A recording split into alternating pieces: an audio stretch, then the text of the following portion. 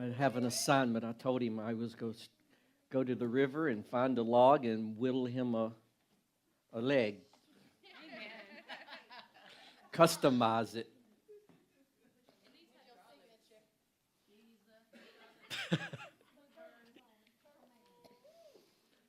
I'm a whittler.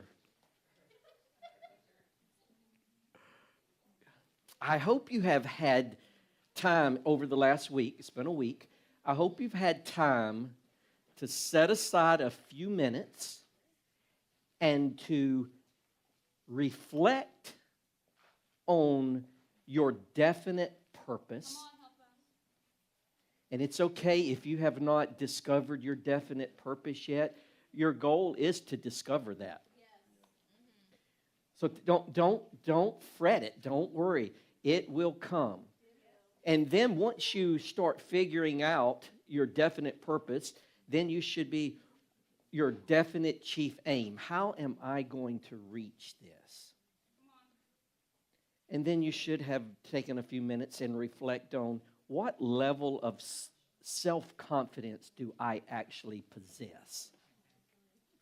You and I cannot really reach this place that we want to go without really being reflective, without really looking at ourselves.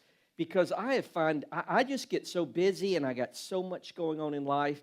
Sometimes, most times, a lot of times, I don't pay attention to me. Does that make sense? I just don't pay attention. So I brought something. I was thinking about something yesterday. How many of you have a toolbox? Everybody has a toolbox. Now, I'm not talking about a specialized toolbox. I'm just talking about a generic general toolbox. Because I was thinking on the way in, I think I have 5 or 6 toolboxes. I have a toolbox that I have set aside that's just for plumbing. That when I want to do something that deals with plumbing, I can just grab that toolbox. Basically, nothing else is in that toolbox but plumbing. I've got an electrical toolbox. I have got a landscaping bag or toolbox. I have an irrigation when I'm working on irrigation and doing things with it. I don't have to go looking through a bunch of stuff. I can just grab that bag and everything that I'm going to be working on. Those are more specialized. You are a toolbox. Okay? You are. Look at the person beside you and say, you're a nice-looking toolbox. That may be a little manly, but I'm not going to say you're a nice-looking purse because a purse doesn't, I know, a purse is about looking cute. We're not talking about looking cute. We're talking about task-oriented, okay? We're talking about being task-oriented. So I just want to take a minute because this is a good analogy. I'm a visual, hands-on type learner. We all have different types of methods. Some people like reading.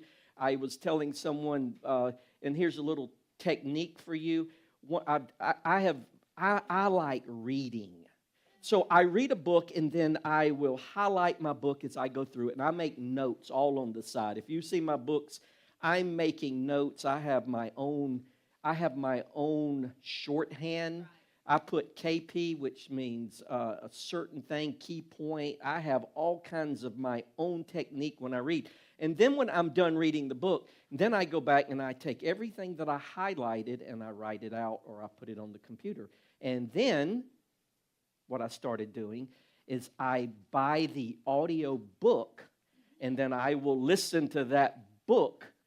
There's some books I have listened to now 7, 8, 9 times.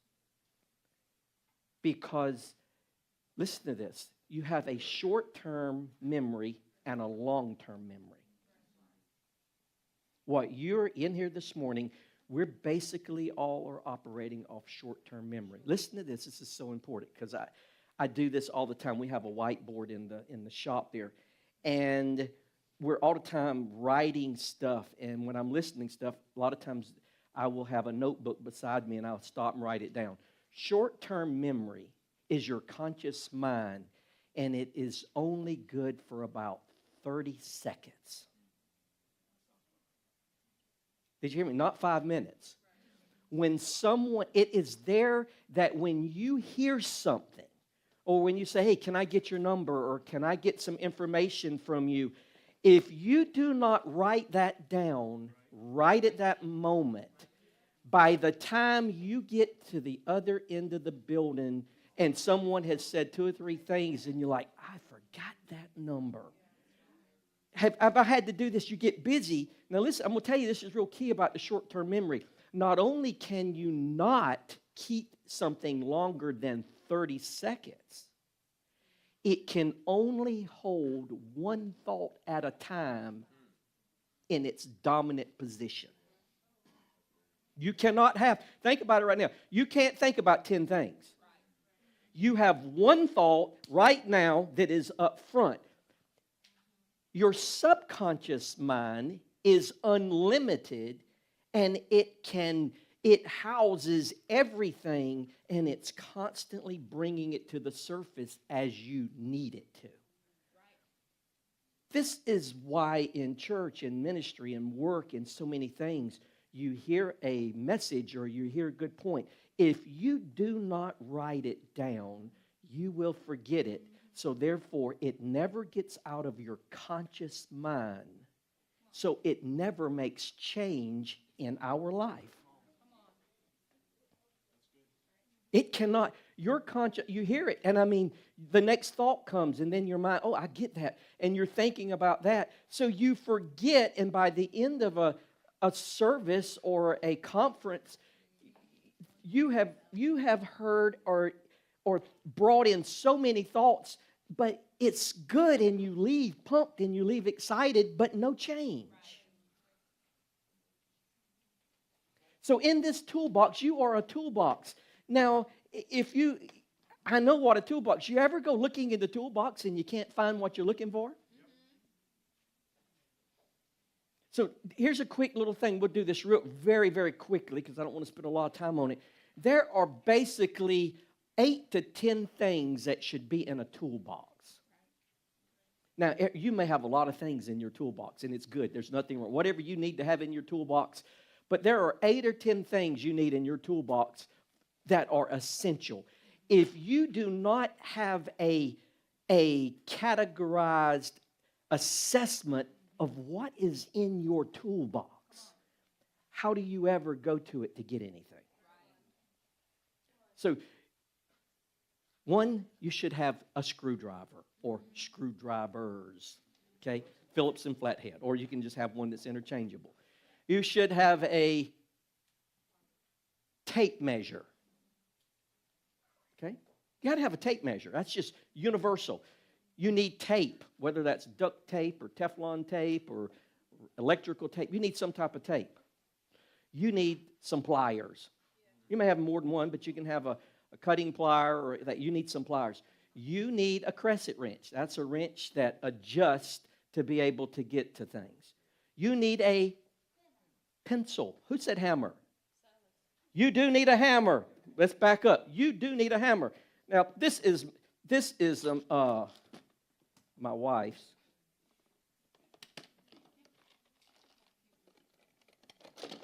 That's her hammer. It's a hammer.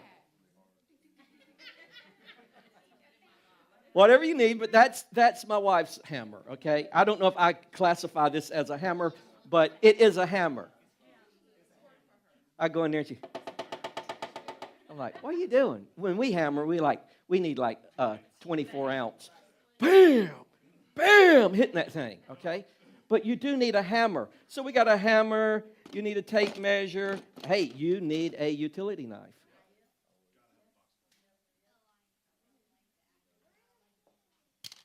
So your tape, your utility knife, your screwdrivers, and a level. That is basically what you need in a toolbox. That is going to cover the majority of stuff that you're just going to run into around the house. Now, if you get into specialized stuff, you're going to need to increase your tool inventory. So what's in your toolbox?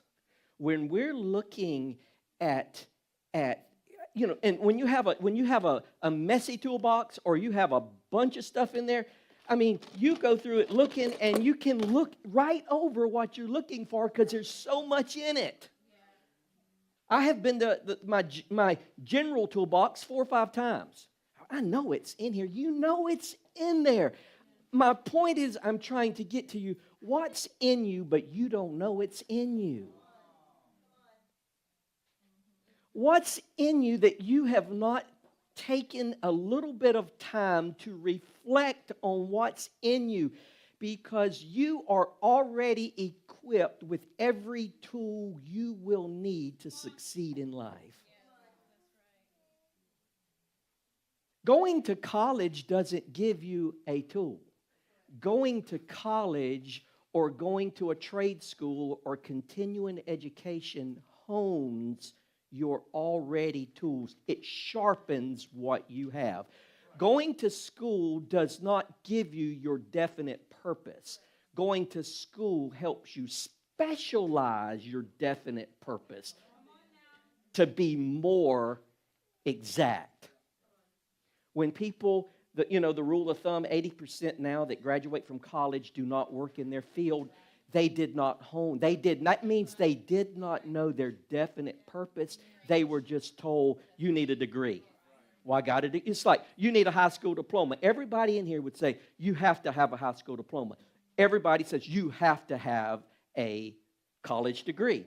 So we do these things without any purpose in doing it, because it is expected when you go to apply for a job. They don't care what it's in. They just, do you have a degree? It means you have furthered your education. You have went a little bit deeper. I remember this story. It's just a little story that I like, that always I think about sometime. There was a cargo ship that got the engine, the diesel, one of the diesel engines went out on it, so it was stalled at a port. And they contacted the local, when you have diesel, there's name brand, everything. So they had several of the mechanics from the local diesel mechanics come in. They could not get this ship engine to fire. And they were on a deadline. Cargo ships lose money. They were on a deadline. Someone finally said, there is a guy that lives, he's been on the island for a while. If you get him, he knows a lot about diesels. They said, get him. We're desperate. They said he's been working on boats and ships since he was a kid. So they brought him in. He come in. He was an older man, kind of like a fisherman type guy, had a little bag, had his little toolbox, went in. The owners, there was a couple of owners, they followed him around, watching him. He looked, and he pulled off a panel,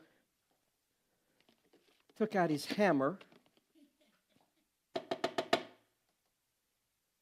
and the engine fired right up. They said, what? They couldn't believe it. We've had the top mechanic specialists in. You came in here with your hammer. You resolved the issue. We're going to be departuring in the morning. There's going to be a departure here. Give us your bill. We'll pay for it. They got the bill that day, and it was for $10,000. And the owner said, what in the... You took your hammer out and hammered. Please send an itemized statement. He said it's $20 for the call, and the other $990 is $9,900. He said it is for my experience. See, you look at it and say, that's insignificant. But see, he was skilled. He had he had become a master. He knew how the engines work. He knew how things get stuck. See, we get stuck and we don't know how to get unstuck. Some things you just got to tap. Some things you just, unless you got braids. Some things you just have, some things you have to tap. See, the itemized statement, the money was in the experience. The money was in the know-how. Average is the enemy to your greatness. There's a book out that's called Good is the Enemy to Greatness. I want to say average if you're trying to be average, that is not specialized. You'll never get where you want to go. Last week we talked about the distractions behind you, the anxiety in front of you are tiny, tiny matters to what lies within us. I'm trying to get us, and especially me, to look at what really is inside of me. What makes me tick? Why do I act this way? Why do I talk this way? Why am I getting the results? And I'm just going to tie this in. I've got several people in my life. I'm adding a third person shortly, but I got two people in my life, Benita and Diane, at this current moment. I got a third one that I'm getting to bring in. And I call them weekly. And I'm constantly putting things in front of them because you can't measure your progress without feedback. You can't. I am sorry, you can't.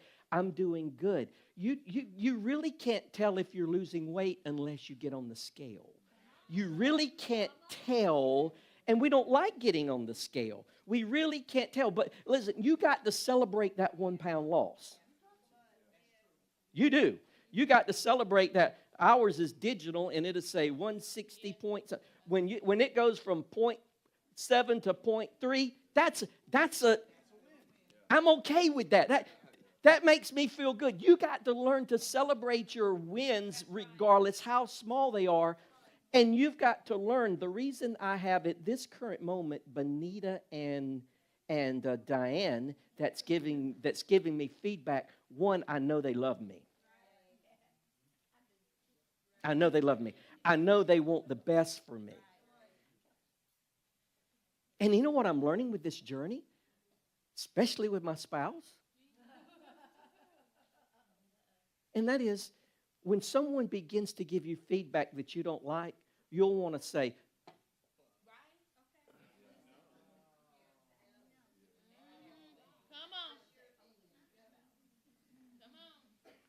we want to throw up a justification. We want to throw up, and what I'm learning is take a deep breath and listen to what's being said.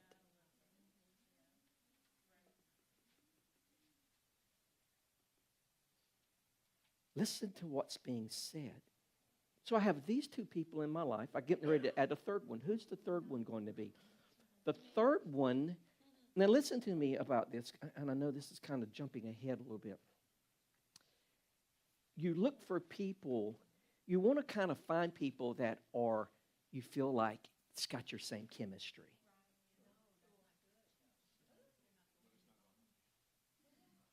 So the person I'm looking at would be a person that it would probably, for most people, they would never choose that. But see, you've got to be able to get feedback from here, feedback from here, and feedback from here if you want to reach all people. Because everybody's perspective and their perception does matter. But a lot of times we just don't like that. I'm telling you, this is a challenge. I'm standing right now in my life at the bottom of a mountain, and I'm looking up, and I'm literally saying, do I want to climb this mountain? I am really asking myself, and I told my wife, I don't know if I really want to climb this mountain. I really don't. I'm honest.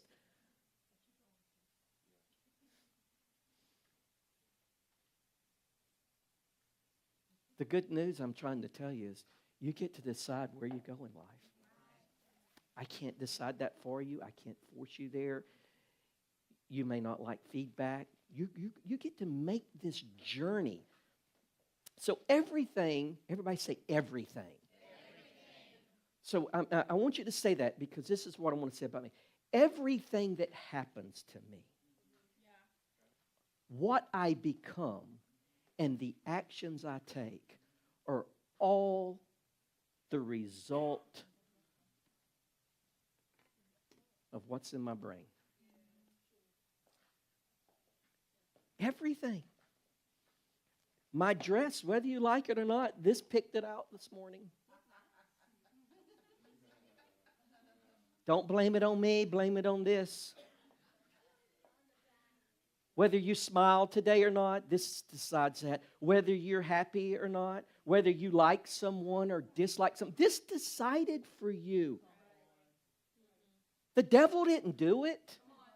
Your mom and dad didn't do it. They may have made a suggestion, but you, this is you. Not this. This is you, and you and I, everything, and I use the word everything, everything that I do, everything that I become, every action I take comes from me. And we do not get to blame other people. If you blame other people, you will never get ahead in where you need to go. Does that make sense? You just can't get ahead. So let's read Joshua 1, 2 through 10. And if this word is not highlighted, it should be the highlight, because what I'm doing here is preparation. Prepare. That's probably the number one word here on this journey we're on. Prepare to cross the Jordan River, Timothy and all the people. Cross to the country I am giving the sons of God. I am giving, let me see, is that up there on that? I'm going to go back to this. I am giving you, just as I promised, it's all yours. It's all yours. All your life, no one will be able to hold out against you in the same way I was with Jesus. I will be, and take you out and put your name there. I will be with Shekhinah. I will not give up on Shekhinah. I won't leave Shekhinah. That's your name. Strength and courage. You're going to lead this people to inherit the land that I promised to give their ancestors. Give it everything you have, heart and soul. What does that mean? Maximum effort. Make sure you carry out the revelation that God commanded you, every bit of it. Don't get off track either left or right. So to make sure you get to where you're going and possess overwhelming success in everything you undertake. And don't for a minute let this book of Revelation be out of your mind. Ponder and meditate on it day and night, making sure you practice everything written in it. Then you'll get where you're going. Then you'll enjoy incredible prosperity and success. Haven't I commanded you? Strength and courage. Don't be timid, fearful. Don't be discouraged. Abba, your Papa, is with you every step you take. Joshua 1, 2 through 10. Maybe you're a King James Version person. Maybe you are NLT. Let me tell you what you do. If you're a King James person only and you don't like different translations, then all you need to do is go to BibleHub.com and go under, put this passage of Scripture in, go under the lexicon, and look at every word in the Hebrew, and then you will see the definition of every word in Hebrew, and it's the same word here. Okay? That's how you do it. Don't get hung up on translations. Go study it and go deep in it yourself, and then you can come up, and it may even be kind of better than this, because you are unique in your own way. And then in Mark 9:23, Jesus said to him, "What do you mean if? If you are able to believe, all things are possible to the one who believes." If you look at Joshua 1, 2 through 10, you can basically almost divide this up into thirds. If you read the first third of Joshua 1, the first third is painting a picture of all the benefits. If you look at the middle section or the second third on this, you're really looking at the instructions. And then when you get to the last paragraph, basically, or the last smaller third of this, he is showing you the benefits and the results if you follow the instructions. Why do I have to obey? Why do I have to do this? The reason we ask this question is because we've not seen the end result. We're just looking at the current moment, and we don't see the possibility, and we've not understood where God wants to carry us. Does that make sense? So when you look at that in Mark 9:23, if you're able, that word able is still a unique word. It means if you have specific knowledge. Jesus told him, he said, "What do you mean if I can heal you? If you have developed your faith, if you have developed your knowledge, If you have developed your power to believe, anything you ask is available. Now listen to me talking about healing and prosperity and things like that. Healing and prosperity, is that a miracle? Is healing a miracle?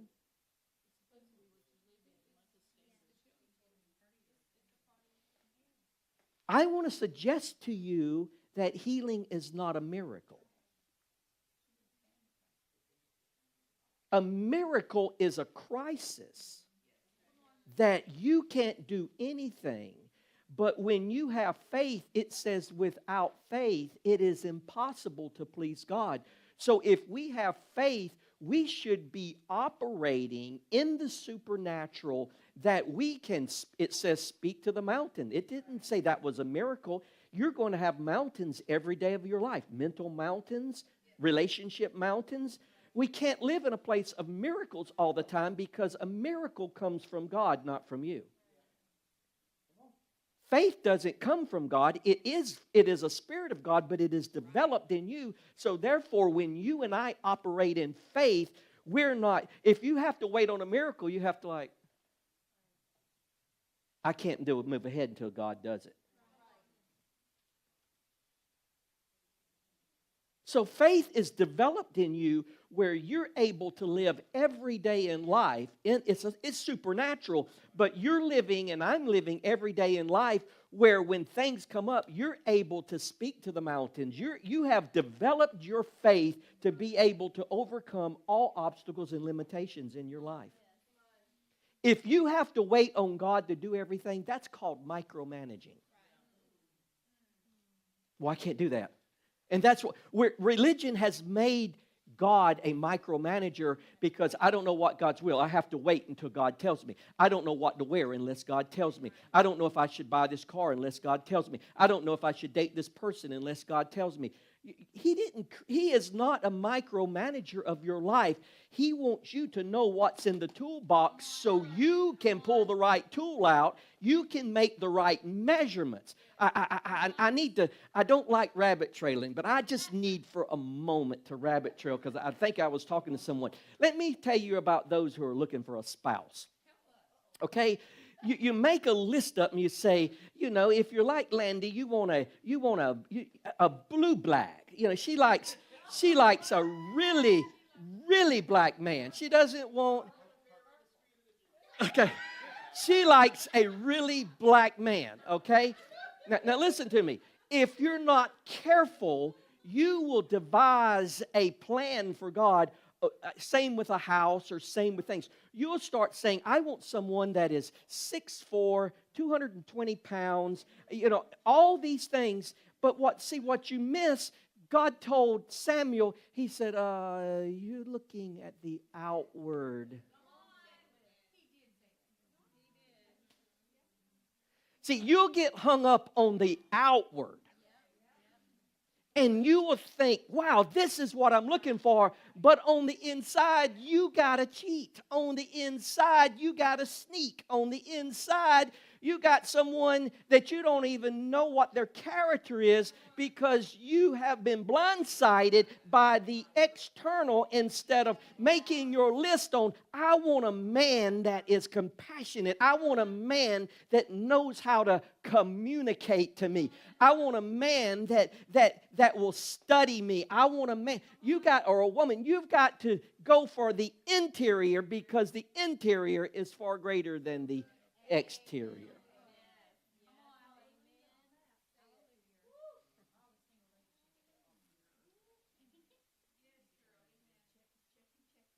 You got to know what's in the toolbox of how this is to operate. So we're looking at part 2 of number 2, which is the hidden secret of self-confidence. There is a difference, and we're going to look at this, and we'll find the answer to this in a little bit, but there is a difference between confidence and self-confidence. Just so you know, there are 2 types of righteousness. There are 2 types of faith. There are 2 types of confidence. There is a self-confidence, and there is a confidence. You can watch movies or you can hear things about courage, but I want you to write this down. We cannot possess courage. We cannot possess courage where there is no confidence. Now, men, we like movies of courageous endeavors. The first responders run toward the fire. The policemen run toward the bullets. The military runs toward the conflict. That's called courage. Notice this now. When we read in Joshua 2, he says, strength and courage be to you. You're going to need courage. Courage is not an absence of fear. But courage must have self-confidence. It must have confidence accompanying it, because you have to develop courage and you have to improve on courage. You remember what we talked about. When you and I were born, we were born a clean slate. No religion, no politics, you had no habits, you had no culture, you had no accent, you had no status. Everything was clean when you were born. Everything that you think, everything you believe, you and I have learned this.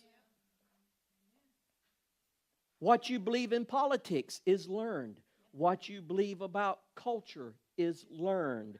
What you believe about women is learned. What you believe about men is learned. And most of this is learned from your mom, from your dad, from your grandparents. The absent of that, your peers, your teachers, your professors, your TV shows. You cannot watch a TV show that doesn't have an agenda, constantly giving you an agenda. And they so wrap this thing, it'll make you have tears about it, but they're getting their point across to you, and you become conditioned and say, I understand that. They put it in such a condition or a situation, and your heart goes out. Your heart goes out to it, and they just twisted or formed your... It's called conditioning. If you take a pipe and just do it like this, it will kink and bend. There's a pipe fitter, they put it on there, and you put it, and it does it little by little, and it stretches it so that you can put a literal 90-degree curve in it without a kink. See, society is bending you. What religion did, religion kinked you. Religion kinks you where you're not of use much. Religion makes you dogmatic. Religion makes you rigid. Rigid makes you intolerant. Rigid, that doesn't mean you have to be tolerant of things. It just means you have developed a rigidity and an intolerance toward things where you can't have and understand with empathy the perception of other people. I don't have to agree with your perception, but I do need to understand your perception. I do need to know your background. I do need to know your backstory. I don't have to come to a absolute agreement with you, but we can't just give the hand because we all have a story. Does that make sense? So less fear gives you an opportunity to develop more confidence. We talked about fear issues. If there's one thing that you and I have to work on, and that is the elimination of fears. And we remember how many fear bases were there? 6. All fears come from 6 basic fears. I have found that if a person is indecisive, if a person is insecure, usually that person is codependent. Usually that person is codependent and underdeveloped. I'm going to say that one more time. People that are indecisive, I don't know what to do. I don't know what to do. I don't know what to do. What should I do? And you're torn between the ability to make decisions. and you're insecure because you're not confident, you don't have the self-confidence, usually that is a signal or feedback that I am underdeveloped. Did y'all hear me? I am underdeveloped, and I am codependent on others to help me make my decisions. Doesn't mean you're a bad person. Doesn't mean I'm a bad person. It just means I have not developed. I have not improved. I have not worked. I have not taken the tool out of the toolbox and used it. You can have a tool, but if you don't take that tool out and use it, you're like, if you were to, this is a great little example here. If you were to take this out and you never use it, you'd be like, you don't know which way to turn it. I know it works. And you're like, you don't know whether to put it on the nut or to put it in the head is rounded. And you're like, how is that supposed to fit? It doesn't mean that you're stupid or dumb. It just means you are undeveloped in how to use your tool. I can be undeveloped in how to have self-confidence. And I want to tell you, you and I, the main problem is of our fear issues, we're underdeveloped.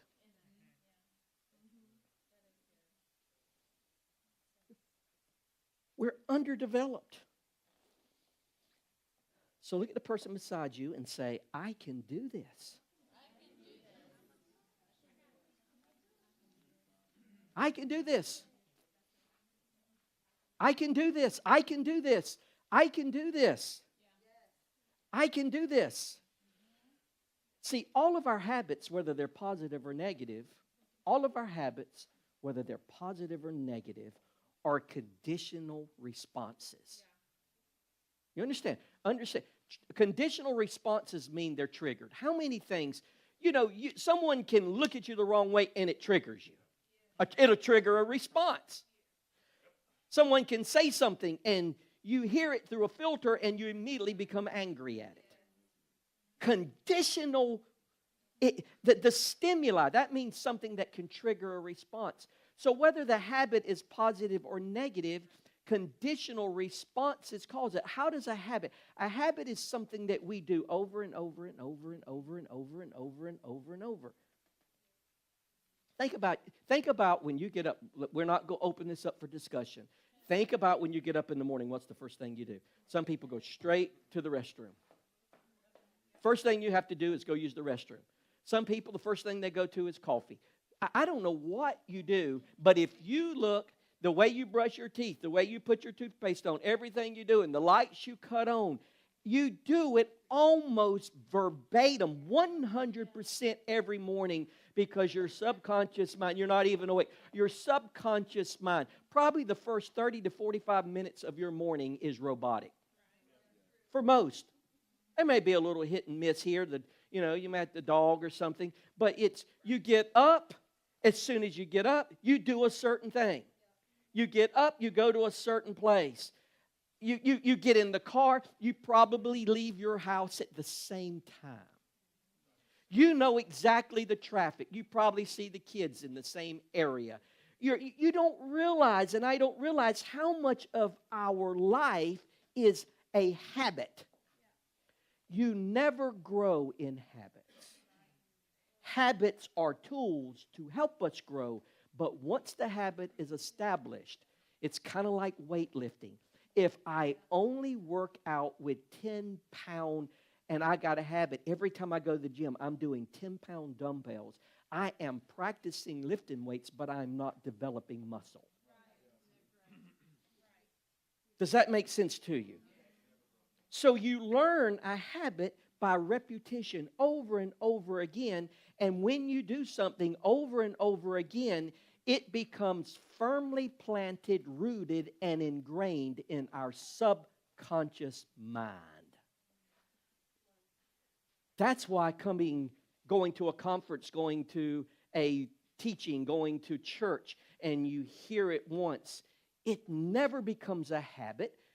If you've had paperwork, you've had handouts. Usually we wait to a test and we cram. We get in a crisis and we're like, I know we talked about this somewhere. He gave me a little formula And somewhere it's in here. Um, I know Lisa's got everything.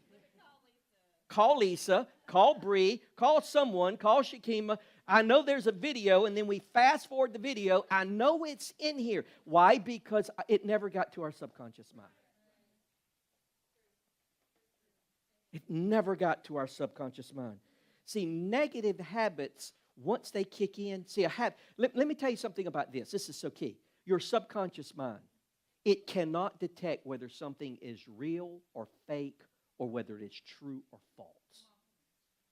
The mind, when you do something over and over, when you do it with emotion, when you do it with feeling, the mind, it will trust the mind and let it into the subconscious. That's the reason why you can have bad habits in the subconscious mind, because you did it so much, the subconscious mind said, this is what you want.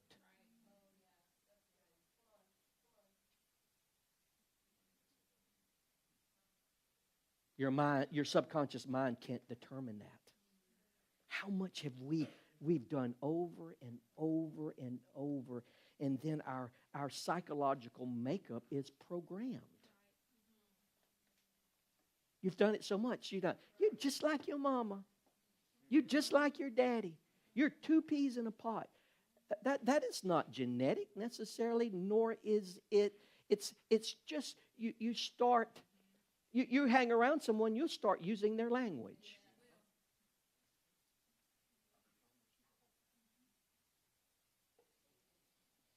First Corinthians, if you'll put 1 Corinthians, we want to look at this. 1 Corinthians 15:58 in the Passion. So let's talk. I want to do something in reverse for you, okay? Sometimes doing things in reverse will help you go forward. So I'm doing this totally in reverse. You could probably put it together going in forward motion, but let's do it in a backward. What if you have a destiny? We're all after a destiny. We're all after a purpose, right? So let's go to destiny first instead of the other one. So what precedes our destiny? See, this is critical thinking here. What would precede our destiny? Let me give you help. Character precedes destiny. Your character, that is your behavior. What do you think comes before that? What creates character? Repetition, habits. Okay? So you have destiny, character, we're going in reverse, and then we got habits. What precedes habits?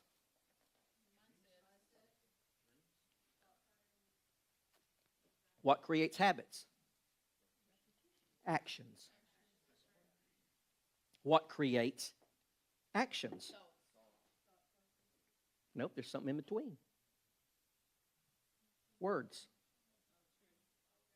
What creates words? Thoughts. Are you with me? See, we did it in reverse. Now say it. To get to your destiny, you must have a thought. Definite chief aim, if you want to use that term. And your aim, your thoughts create what? Words. We speak. The word says speak what you believe. So we speak it. What we speak, we're doing. We're using. It says be a doer. Hello, y'all with me? You're a doer. And then when we do something, it creates repetition. It creates habits. Your habits create your character. So let's look at this. So if you lie 50 times a day, what kind of character trait is that? A liar. You don't wake up and smoke 2 packs of cigarettes a day. It started with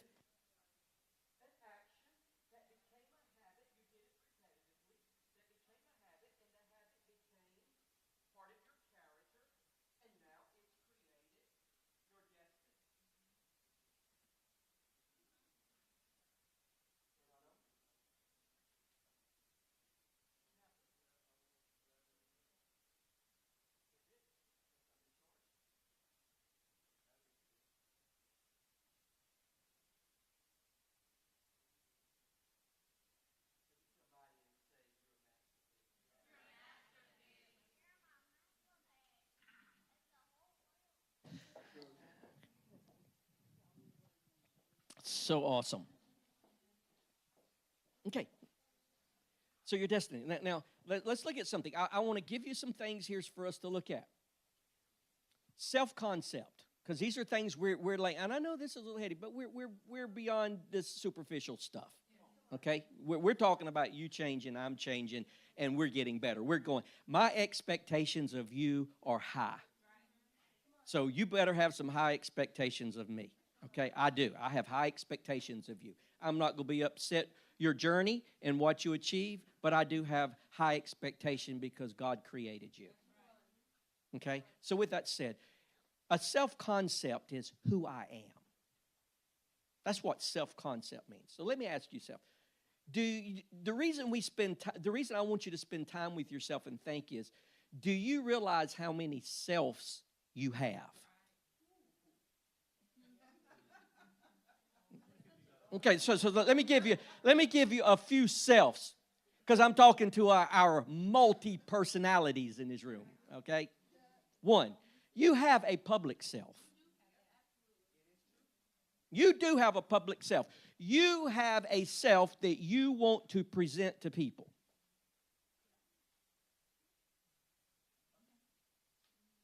It's your image. You want to send a message. I saw a gentleman the other day, and I was like, wow, that's a lot of work. He had his hat, the regular ball cap, he had it turned backwards, and his shades were upside down and stuck to the back. And I'm like, wow, that's a lot of work. Totally unfunctioning, not functionable, but it was cool.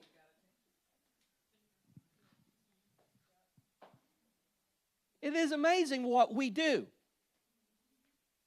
Because we are always trying to, we're going somewhere. See, we're always trying to convince somebody something about us.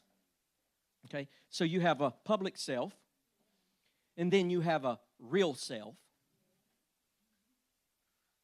Okay? A real self it doesn't mean it's your real you, it's just how you currently are. And then you have a self-concept self. I know that sounds like, that is really who I am. It's really who I am. Well, what's the difference with that? And then the last one is you have an ideal self. You have an idea of what you want to be. And if you're not careful, and if I'm not careful, our lack of confidence and courage, because see, you and I, listen to this, you've got to have courage to confront your limitations. Now, no, we don't talk about our limitations, but you and I know our limitations.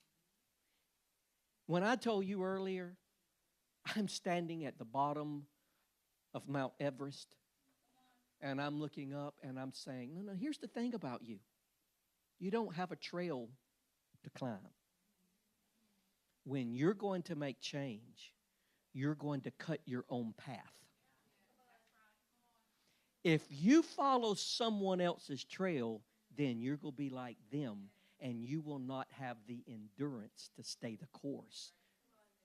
It's hard enough to walk a trail up the mountains, but you try walking a trail that no one's ever walked, and I'm telling you, it's exhausting. You'll start saying, what in the world am I doing?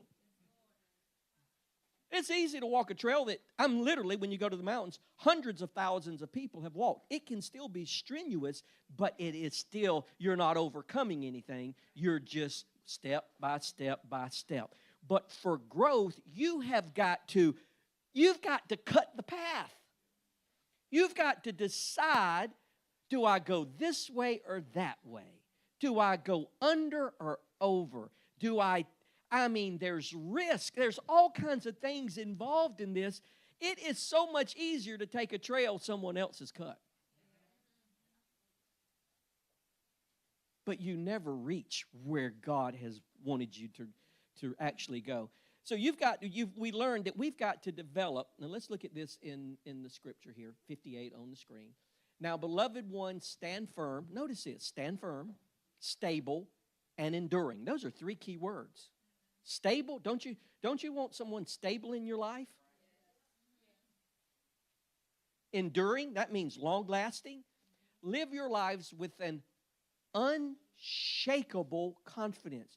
You and I can develop an unshakable confidence. It can be developed if we stay stable, if we stand firm, if we will endure. So an unshakable confidence means you cannot ever, you can say, I'm unstoppable. You're not unstoppable if you do not have an unshakable confidence. And I'm honest, let's just talk for a minute just by this. You can get a negative review and it shakes you. You can get a negative comment and it shakes you. I mean, it really does. And you want to respond toward the negative review you got. Or, 600 people liked you and 20 people didn't like you. But you want to go look under the 20 and say, well, now who didn't like me? 600 liked you. Why focus on the 20 that gives you a thumb down? Oh, y'all not hearing what I'm saying. Why do we care about I don't want to say care. Why are we bothered by the 20 thumbs down when 600 people gave you thumbs up?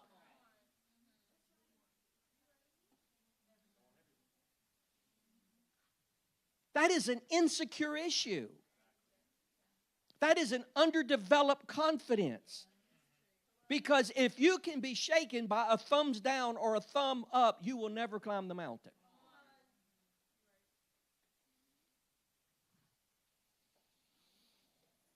So self-confidence is a state of mind. Now just think about it for a minute. What is a state of mind?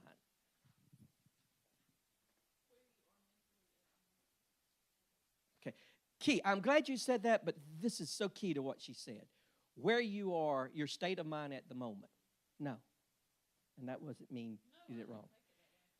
A state of mind is not where you are at the moment. The state of mind is where you consistently are all the time. At the moment, that's an emotional state of mind. But to develop a state of mind, like faith is a state of mind, self-confidence is a state of mind. A state of mind means a consistent, constant way of thinking. It may not be 100%, but 95% of the time, I'm always thinking consistently. My behavior is always consistent. My reactions are consistent.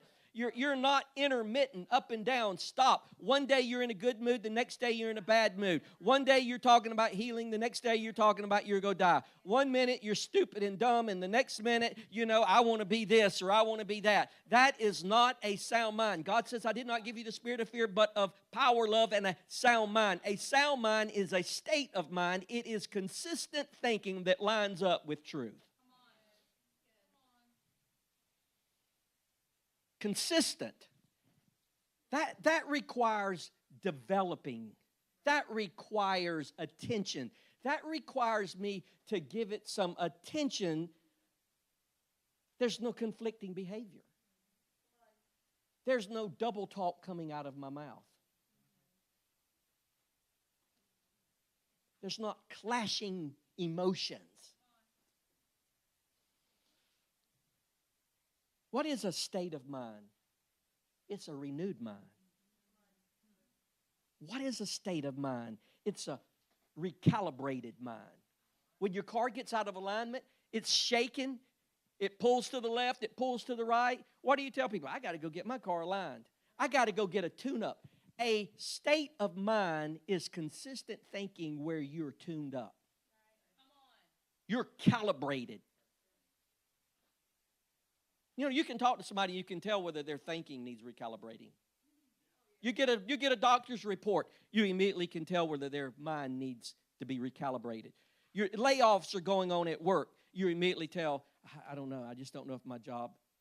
Your mind is moved by what's going on at the workplace. When you get a self-confident, we ask God, we say, God, I want to make more money this year. I want to double my income. Guess what? it may not be at the location you're at. Well, I don't want to leave my job, but then you necessarily don't want to double your income. You have conditions on that. When you start looking at things, you've got to open up to what is a possibility for you instead of looking in a linear line. You have to start saying, okay, God, I need to double my income. You can't just always look, because remember, where you are is not there.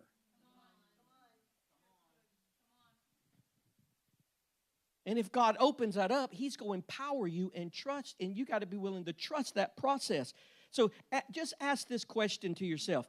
Do you believe you're unstoppable? Now just think for a moment. When you say, I am unstoppable, do you have these little thoughts come up and say, in most things? That's not, well, we're not talking about most things. When you develop a self-confidence, it means that whatever I am putting my hands to, I can win in this situation. Remember, you got to prepare to win, expect to win. You have to prepare. You and I have to develop this new mind, this mindset that we're talking about. Do you believe you can achieve anything you put your mind to? Now, always put within reason. You and I cannot be an airline, Apache helicopter pilot if you don't have flight school. Okay? You cannot be a surgeon. This is specialized within reason. Within reason. There are some within reason. Because people, I just want to be, I want to be an attorney. I want to be this. I hate school. That's not going to work real well. It's just not going to work for you. There's going to be a problem here. You don't have to like it, but in order to get to where you want to go, there's going to be a lot of things you are not going to like. There's a lot of things. But when you get, you ever thought about hiking, how you will hike a mountain for 5 hours? I mean, you'll sweat and be tired and like, why did I do this? You're self-talking. And then you get to the top and you see the view and you're like, this is so worth it. You've got to keep that view right here the whole time. Listen, this is scriptural. Jesus said He kept the reward in front of Him to go to the cross. That's what it says. He kept the reward. What happens after I'm crucified? Because the Lord knows I don't want to be crucified. I don't want to be crucified. But the reward, the promise that Dad gave me, the promise of what Abba has told me, that if I will endure this, this is what I get. And it said He endured the cross for the reward that was set before Him. You have got, and I have got to get an image of what's before us, or we will never walk this journey. We'll never walk it. What do you look like? What will you look like? How will you act? You've really got to sit down, and it's very hard to do this because there's so many distractions. I am distracted by so many things. So I want to add a word that it's not an uncommon word, but I want to add a word to our mental dictionary that you may not ever use it, but just to understand it. Corollary.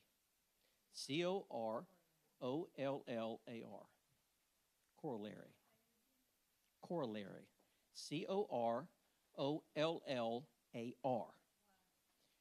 This is why this word is important. It is something that gives a conclusion based on a previous answer. Let me give you an example. Let me give an analogy. I have a 4.2 GPA. What's the corollary to that? Not smart. I studied. In order for me to get a 4.2 or 4.0 GPA, the conclusion of that is I have good study habits.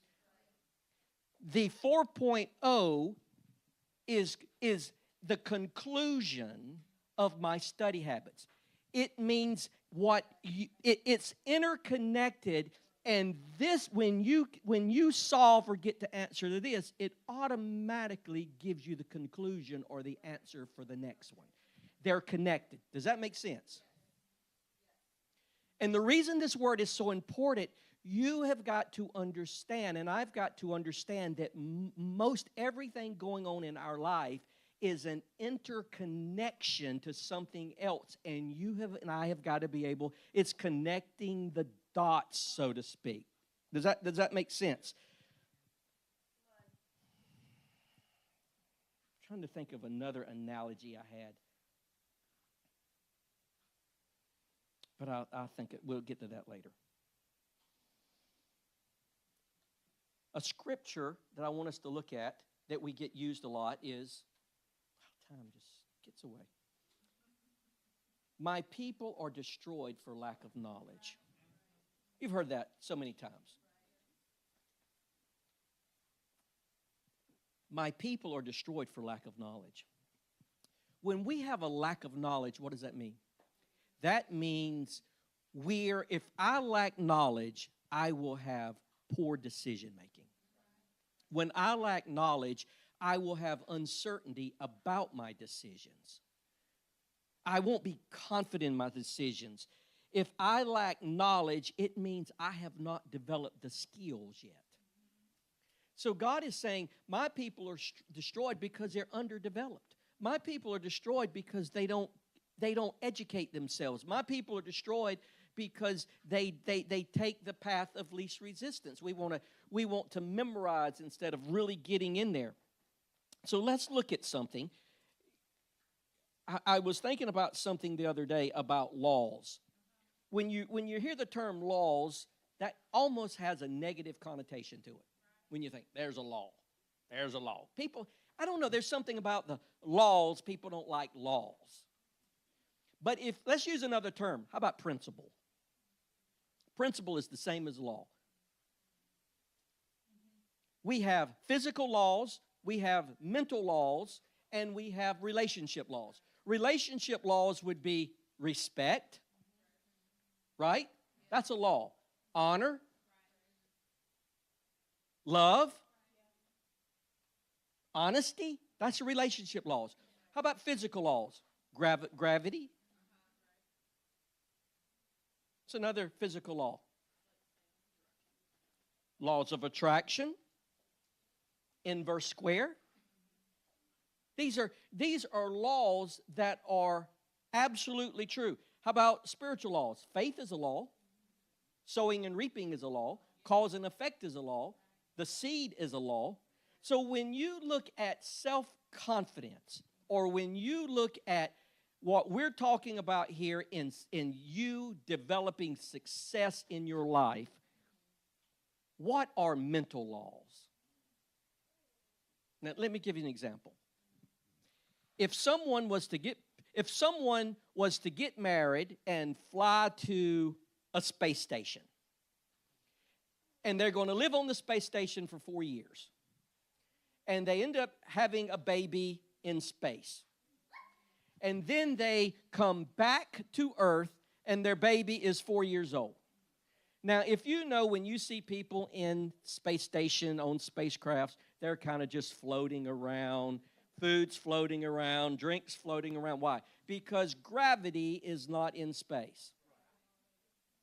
So if gravity is not in space, they probably don't even discuss gravity. Are y'all with me? So they go to, let's say, they go to a light tower or a lighthouse down at Nag's Head. And the baby or the 4-year-old jumps off the light tower and falls to the ground.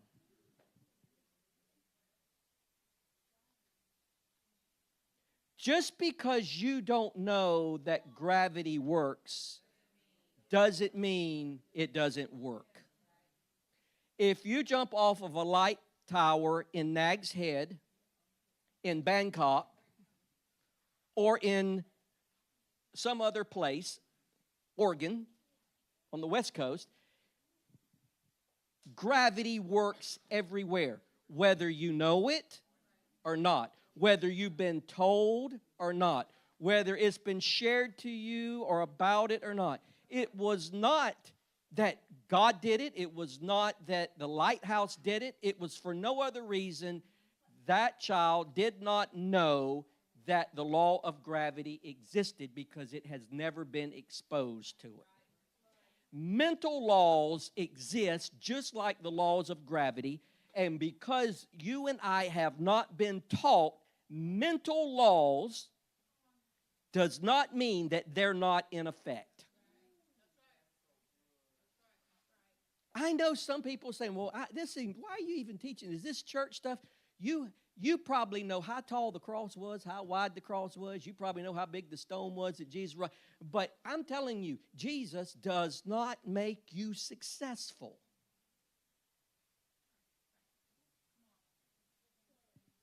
He has given you a toolbox, and if you're not aware of what's in the toolbox, if you're not aware of how to develop the tools, where to use the tools, because you don't know about the tools, doesn't exempt you from, I've given you everything, First Peter, everything you need to have a successful life, God says I've given you. So when you and I keep asking Him to give us something, when He's given it to us, we are asking prayers that have no use and they will never get an answer.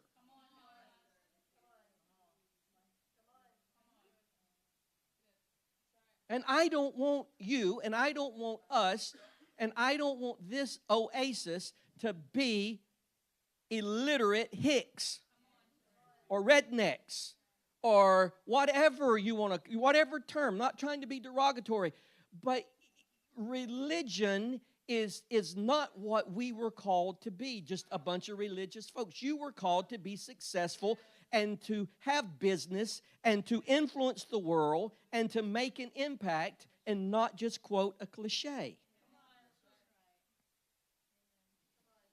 So here, I'm going to give you a couple of laws. The law, here's one. I'm not going to spend a lot of time. The law of indirect effort. Have you ever heard of the law of indirect effort? Anybody ever heard of it? Okay. Indirect effort. Let me give you this in Scripture so you can see this. It says in Luke 6, it says, give, and it shall be given to you, good measure, pressed down, shaken together, and running over, and men or people shall give unto you. It doesn't say the person you gave to will give to you, but it will be given to you. It's the law of indirect effort. Let me give you another example. A lot of people want happiness in their life. I just want to be happy. I want a happy relationship. I want a happy life. I want a happy this. I want a happy that.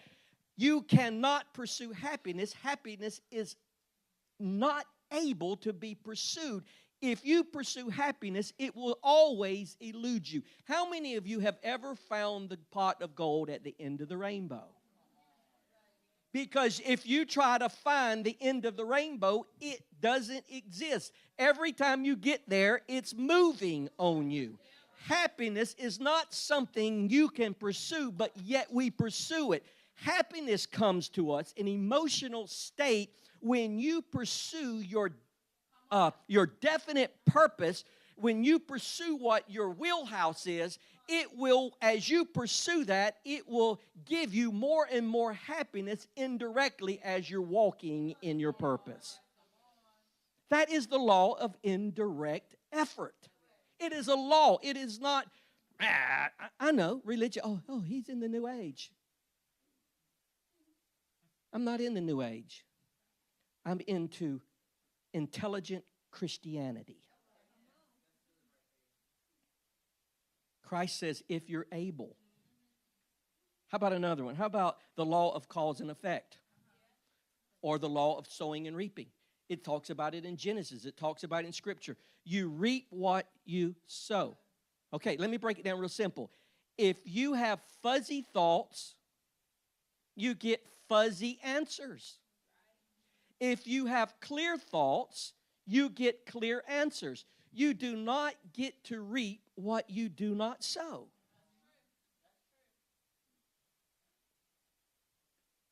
That's just a mental law. The law of attraction. Likes attract likes. Let's use another term. How about just call it chemistry? There are people that you have chemistry with that when you're around them, you feel good. When you walk away, man, I feel good when I'm around them. There's other people. Now, Christians and people don't use this, but I have learned, this is what I'm learning. Get away and start learning new words. I am learning words to replace the other because if you use certain words, it's kind of like rainbow. People stay away from the rainbow because rainbow has so been branded by LGBTQSVNOWRX, double P, whatever.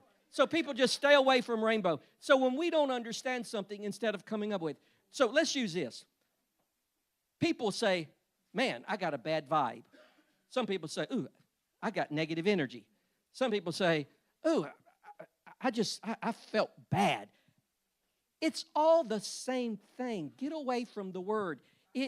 You are attracted. When you have the same spirit, your same spirit is attracted to the same spirit. It's like a magnet. A magnet will not attract stainless. A magnet will not attract aluminum. A magnet will not attract wood. A magnet will not attract anything other than steel. So the law of attraction is that you are going to attract what your magnet is. That's why we have to look and say, who am I attracting around me? You ever notice people, everybody they attract is bad? They're just negative people. Every man this girl marries is, every woman this guy marries, it's just like they can't get away. That is an internal issue going on here. And you need some feedback there to help you that. How about the law of correspondence? You ever heard of this? I know this is like, wow, this is so weird for church. I know, but you're going to be successful. The law of correspondence is very simple. Whatever and I learned this in my shop. This is how I learned it. And this is what it is.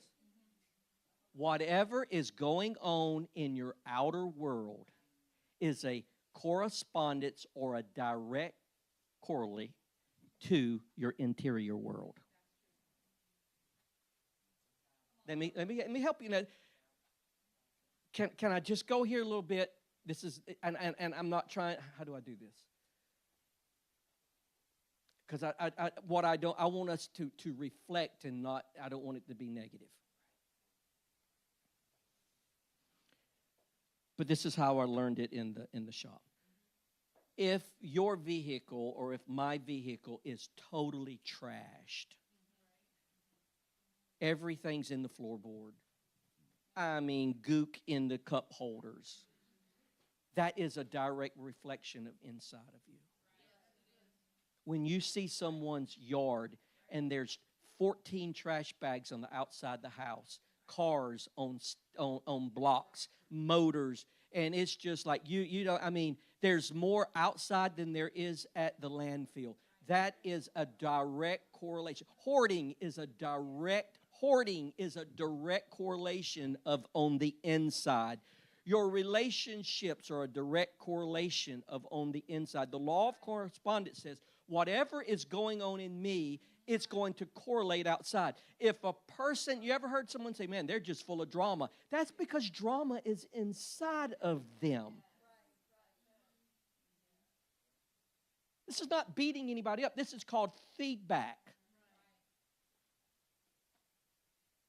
It's not that some people have more drama. This can come from crisis. This can come from trauma.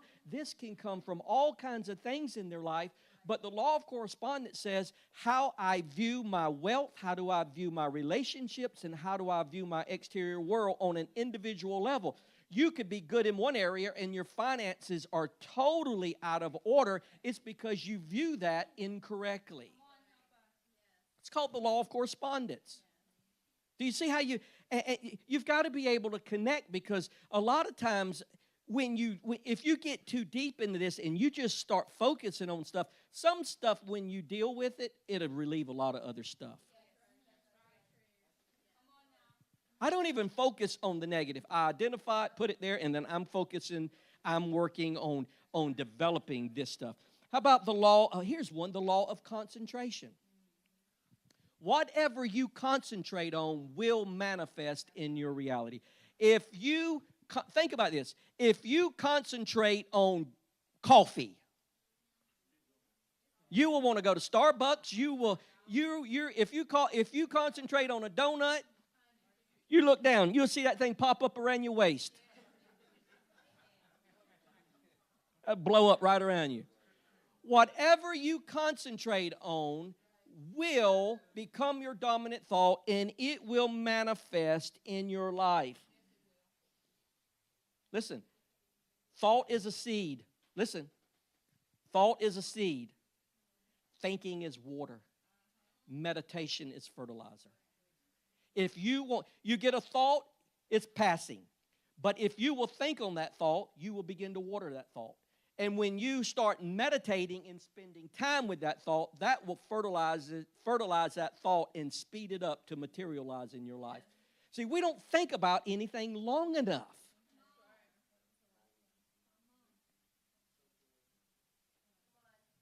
We don't think about anything long. How about double-mindedness? It says in James, a person that is double-minded, do not think you're going to receive anything. So what's the opposite of double-mindedness? Single-mindedness. What does single-mindedness mean? Concentration. When you concentrate on something long enough and it becomes your dominating thinking, you will begin, everything in your subconscious mind will begin to bring all of its mental capacities together to help you. Once it gets from your conscious mind to your subconscious mind will work on it 24/7 until it happens. Are we getting? Are we okay here? This should have been taught in school. But no, they want to teach you the opposite of biology.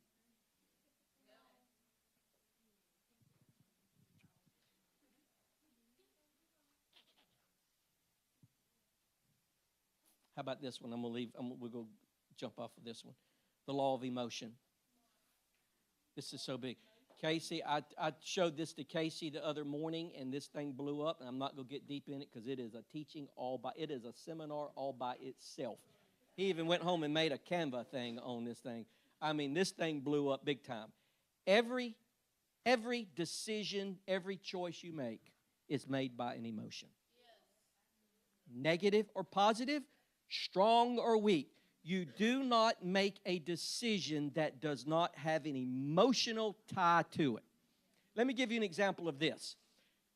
Have you ever met someone or heard someone that had a vice, smoking, drinking, or whatever it was? I think Diane, my mom made one, and I know Diane made one in her eating. When you go to the doctor and the doctor says, if you do not quit smoking, you're going to be dead in 6 months, and you smoke 2 packs a day, and you walk outside and throw your cigarettes in the trash and never smoke again. Well, I don't know how you do that. That was an intense emotional decision. Anyone can make that decision. The reason our decisions, our resolutions, whatever it is, don't last, it doesn't have a strong enough emotion to it. The doctor said, you're going to be dead in 6 weeks if you don't stop. That was a fear emotion. It was based on the extreme fear. He made it, and it was emotionalized. The subconscious said, wow, took it immediately, and instantly the decision was made and never smoked again. We have got to learn to make decisions and commitments with an emotion to it and knowing what level of emotion we're putting to it. Because if you don't put a strong enough emotion, you've been working out, no, it worked out this week. It's not that you were too busy. It's you didn't have a strong enough emotion. Did you read your Bible? No, I didn't read my Bible this week. It wasn't that you didn't want to. It's you didn't have a strong enough emotion to it. The value's not on it. Did you do this week? Did you do that? No, I haven't. I've been bad. You haven't been bad. You just haven't had a strong enough emotion to it to keep you. Because if your emotion is strong enough, did you rob a bank this week? Oh, I ain't robbing no bank. It's automatic. It says right there, 25 years. That is a decision if I do. I know the consequence. We do not make decisions with a strong enough emotion. It's called the law of emotion. Does that help you any? Because if we don't understand what these things are, we will never, we just get stuck and we spin our wheels. So here's what we're going to close on right here. I'm going to give you the 4 C's. I'm going to give you the 4 C's to developing unstoppable self-confidence. Number 1, clarity. Clarity. Know exactly, work on it, and decide exactly what it is you want to accomplish. Without hesitation. Clarity. You got to have clarity. Clearness. Number 2, you need conviction. Conviction. You and I have to develop an unshakable belief that we are capable of doing anything that we set our minds to. That's a conviction. Number 3, commitment. Whatever is necessary, I will do it every day of my life. Here's where you want to get in this. When you and I get serious about our commitments, like right now, I have a commitment. I have a target and a goal. My wife told me on the way in this morning, she says, I am going to help you achieve your goal. I said, wow. She said, I know it's not going to be easy, but I'm going to help you achieve it.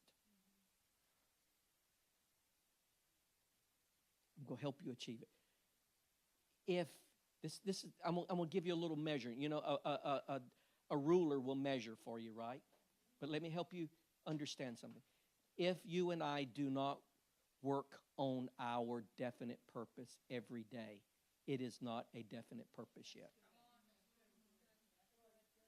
When it becomes, if you want to be a better parent, if you want to be a better employee, if you want to be a better homeschool teacher, if you want to be a better employee, if you want to be a better communicator, you will work on that morning, noon, and night.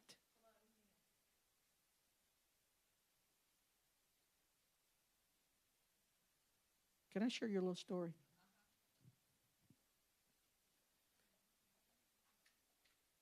Daniel and I, we were talking last week, or the week before, we were talking about something, and then we were talking again. And this week, he actually, and was it because of me? We were just talking because we talked through things. And this week, I tell him, I said, you need to come up with a plan. You need to come up with this. Make this right. Well, he went and spoke with the CEO of his company out of his comfort zone, had a meeting, and said, I believe I can do this job. And if I'm not mistaken, the CEO agreed, said we need to put your position up for people to get, and it comes with a $25,000 plus pay raise.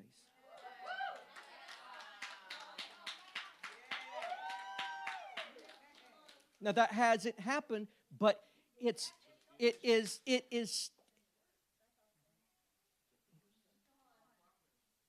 You will be right here at CRH if you don't develop your skill. This is not the only place.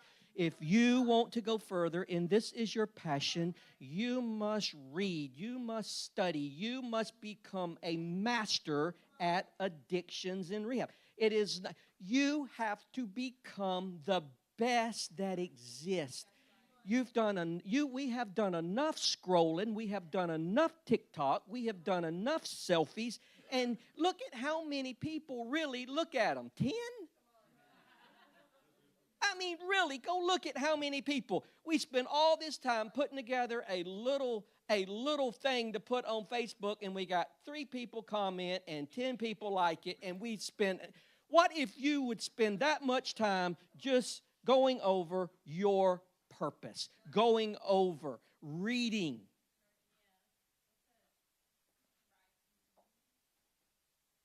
One guy I was reading, he reads 3 hours a day in his purpose.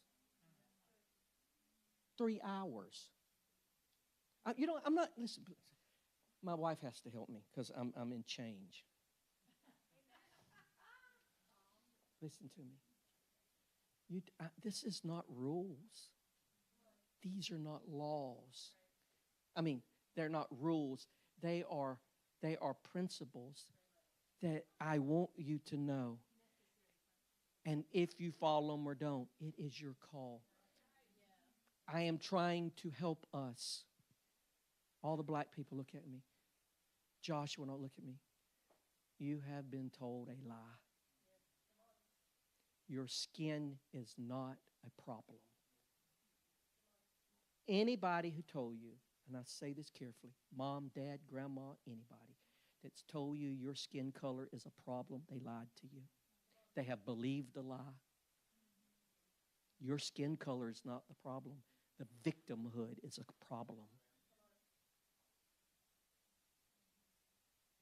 There is nothing that can be, the only thing that can stop us is fear and a lack of confidence and courage to do it.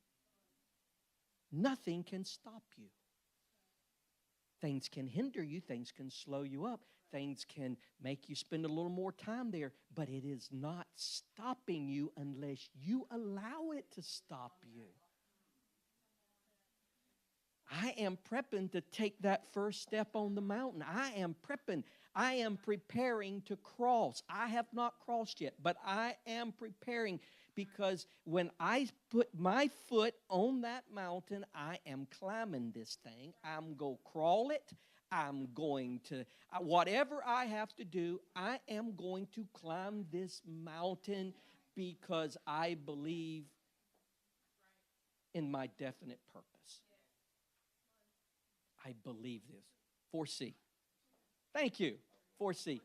Consistency.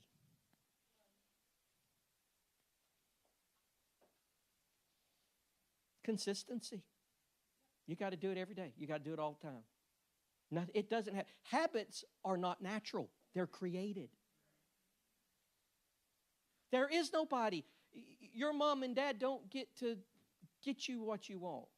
Sooner or later, that's going to run out. So let's sum it up with Philippians 4:8.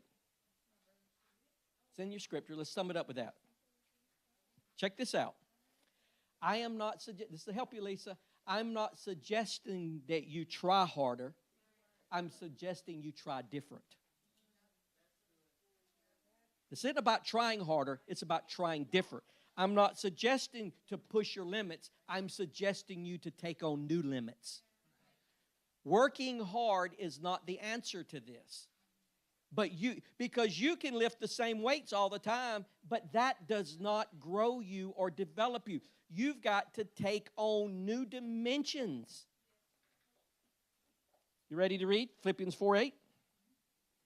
Summing it all up, friends, I say you'll do best. You'll do best by filling your minds. That's what I'm talking about. Positive. Fulfilling your minds and meditating, fertilizing things that are true, noble, laws, mental laws, authentic, compelling, gracious, the best, not the worst, the beautiful, not the ugly, things to praise, not things to curse. Put into practice, repetition. Didn't it say that in Joshua 1? Put into practice what you've learned from me. Oh, no. Did you hear? What you learned from me. This isn't Jesus talking. Paul wrote this. I am teaching, separate the message and the content from me. Take a picture and take a pencil and scratch my face out. I don't care. I want you to be successful, and I want you to be aware of what I'm teaching, and it doesn't matter. If you go back to Joshua 1, it says, you will lead the people. You do not get to stumble into it. You do not get to, well, I'll make it on my own. You don't find that. There is no making it on your own.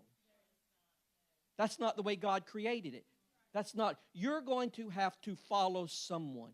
And this is what I've always said in church. If you can't follow the person that's leading you, you need to find you a church that you are willing to follow.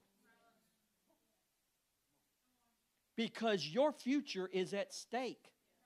Follow someone you trust. Follow someone you believe. Follow someone, but don't just stay stuck. Does that make sense? And it says, you've learned from me what you heard, what you saw, and what you realized. Do that. Do that. And God, who makes everything work together, will work you into His most excellence. He's going to work into you as you develop. You have got self-confidence. Okay, stand with me. I'm going to give you this. We're done. Self-confidence. Self-confidence. You can have confidence in knowing a product or knowing the material. Self-confidence is not knowing the material, it's knowing you. See, you can have confidence because you went to school. You can have confidence because you were trained. Self-confidence comes where you have spent enough time in a quiet room with no worship on. Can you do that? Can you cut off worship? Can you cut off everything? Put the dog in the kennel. Put the dogs outside. Cut your phone off where there's no distractions and spend some time with you. Because self-confidence comes from knowing you, knowing your limitations, knowing your strengths, knowing the areas you need to work on, evaluating your relationships, evaluating your plan, and getting an image. Does that make sense? I am going to tell you, it's not going to be easy, but it's well worth the journey. Now just raise your hands. Sing that song. The blessing. You have every tool in the toolbox for you to be successful. Every tool you need. No one's going to put the tool in your toolbox. You can't get it from the church. Only thing I can do is help you pull out your tools and sharpen them, know how to use them, identify them, and we're just on number 2. We got about 15 more to go.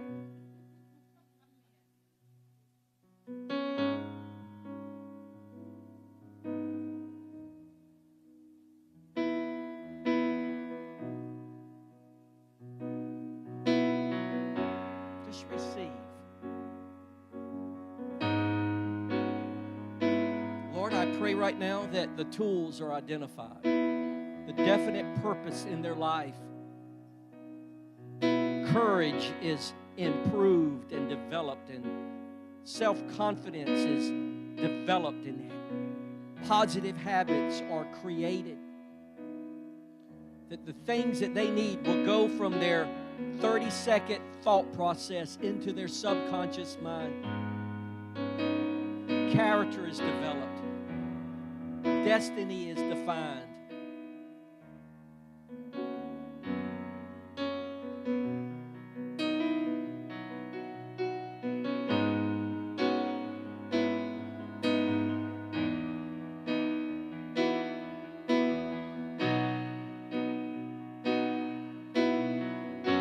This is not strenuous. This is not labor intensive. If you put a lot of effort in it, it means you're trying to do it physically. We're talking mentally. We're talking spiritually.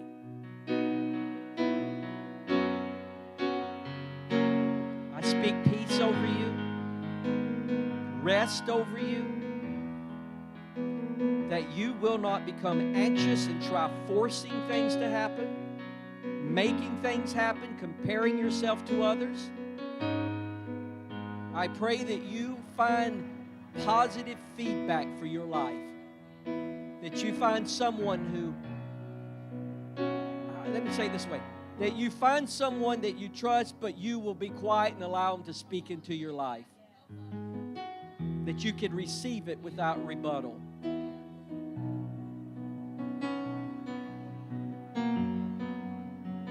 Count the cost and be willing to pay the price.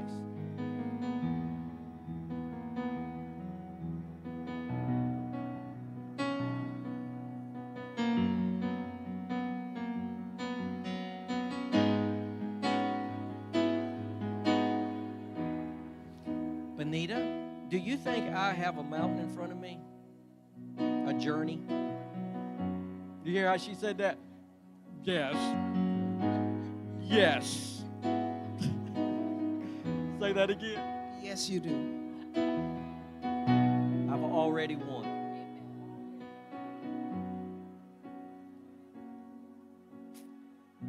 Thank you for your support. We love you. Have a great weekend. We are going to take next Sunday. We're going to take a breather on this, and we're going to start back because I don't want it to be too weighty for you. We're going to start back on it the week after, but we're going to do something different next Sunday so you can spend more time reflecting and comprehending and grasping. Love you. Have a great weekend. So come on, let's take this moment and let's respond to that word and let's sow into it and sow into the kingdom. Bree will be up here with the bucket, the container, the receiver. And keep you, make his face shine upon you, be gracious to you, but don't turn his face toward you.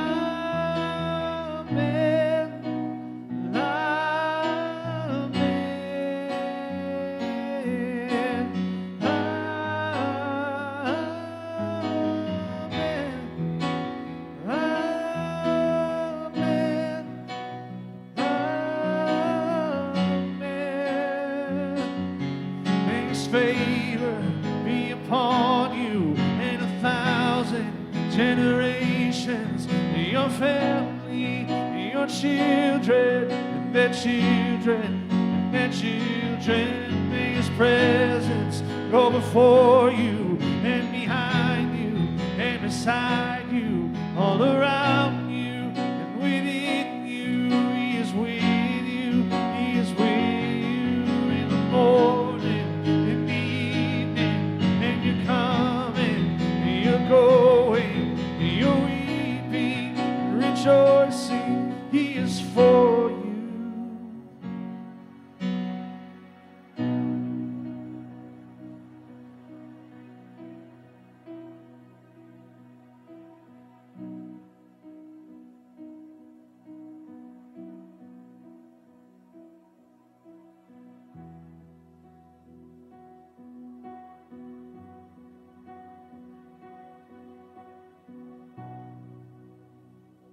Upon the throne, I know he's right here inside my home. I've got a treasure here in my heart, and in my weakness it won't depart. I have a Savior who will abide.